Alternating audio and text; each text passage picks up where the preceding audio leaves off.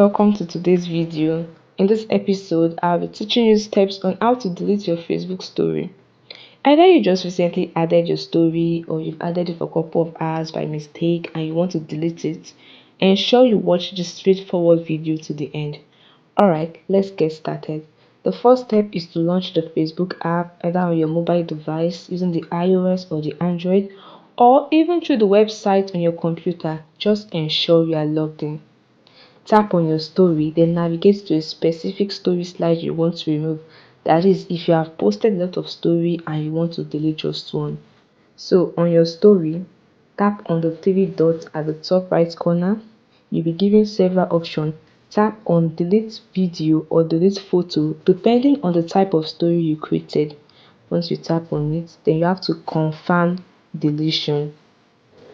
Once you delete it, it will remove the selected story from your Facebook profile and it will no longer be available or visible to others. I hope you find this video helpful. Don't forget to like, share and subscribe to get notified for more useful videos. See you in the next video.